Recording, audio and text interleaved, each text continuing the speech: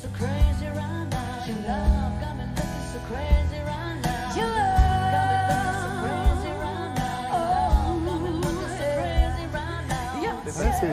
Non, mais c'est une jolie petite musique, mais en même temps, c'est fait drôle derrière Cosma, quoi. C'est revisité, quoi. C'est pas grave, tout va bien. Sylvie, comment ça va ce matin? Mais ça va très bien. Vous êtes très heureuse parce que vous allez nous parler d'un concours qui va... C'est ça, hein? Ouais. Non Oui, et de c'est jeunes ça. talents, surtout. Ouais. Elle adore les jeunes talents. Je ne sais pas pourquoi. Mais parce que... Ça y est. Oui, C'est foutu. Non, mais c'est voilà, parce que ma première ligne, du coup, elle ne va pas. Ah oui, c'est d'accord. parce qu'ils nous font du Faire bien. Paris, oui. Pourquoi faire Paris? Alors, on reprend. Non. Vous allez nous prouver ce matin qu'avec un nouveau concours Non, lancé ça entre va autres par aller. la mairie de Paris, Faire Paris, et qui interroge les créateurs sur des objets urbains meilleurs pour notre quotidien, c'est ça? c'est ça, Laurent. J'ai rien compris Exactement. à ce que j'ai dit, Alors, mais donc reprenez. Non, si on reprend depuis le début, le sujet dont je vais vous parler là, vous allez voir, il va vous faire du bien. Et en vrai.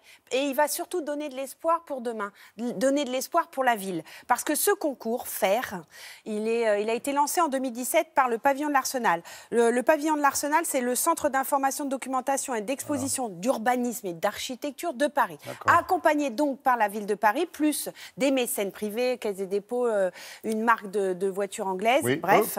Oh, Oui. Non, mais tout ça pour dire Oui. que ce sont des financements bien. publics-privés.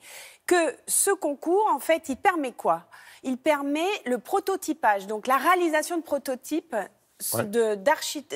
d'éléments d'architecture en 2017 et aujourd'hui d'éléments de design qui améliorent notre quotidien dans la ville. C'est hyper important. Il y avait 261 projets. Il y en a eu 12 retenus. Sur ces 12, effectivement, il y a beaucoup de jeunes. Et qu'il y a beaucoup d'éco-conception et que surtout, on se dit, waouh, mais ils n'ont pas les deux pieds dans le même sabot, les jeunes. Donc, demain, ça va aller mieux. Regardez. Rapportez les... On sait aujourd'hui que la ville, c'est ce qui consomme le plus d'énergie, c'est ce qui consomme le plus de matériaux, c'est ce qui a le plus mauvais bilan carbone.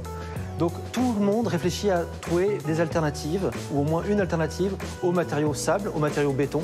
Donc on travaille sur des matériaux en terre, on travaille sur des matériaux en bois, on travaille sur des matériaux textiles. Toutes les innovations sont bonnes, y compris nos déchets d'aujourd'hui pour construire la ville de demain.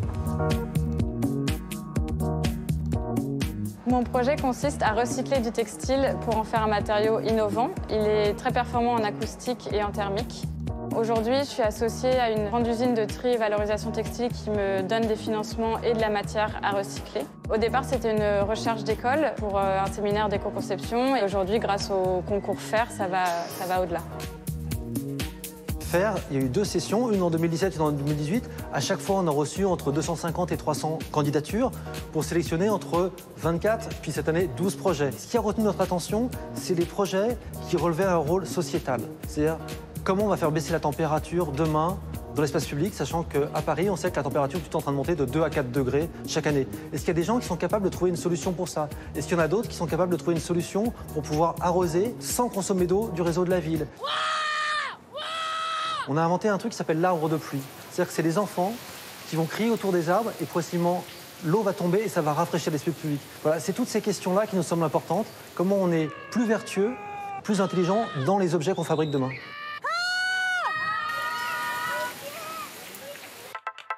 Il y a beaucoup d'architectes qui commencent à utiliser le réemploi ou le recyclage dans leurs projets. Donc j'ai commencé à chercher quels matériaux on pouvait inventer avec des déchets. Et j'ai pensé au coton qu'il y a dans nos vêtements puisque c'est un très bon isolant. Du coup, je me suis dit que si je récupérais des vieux vêtements et que je les compressais, plus c'était épais, plus c'est isolant. Et du coup, ça ferait un très bon matériau isolant, acoustique et thermique. J'ai mis au point une colle qui est complètement écologique et je broie le textile et je le mélange à cette colle. Ensuite, je le compresse dans un matériau sur mesure qui permet de faire différentes tailles de briques pour créer des cloisons montables et démontables. Et du coup, de s'adapter à différents projets.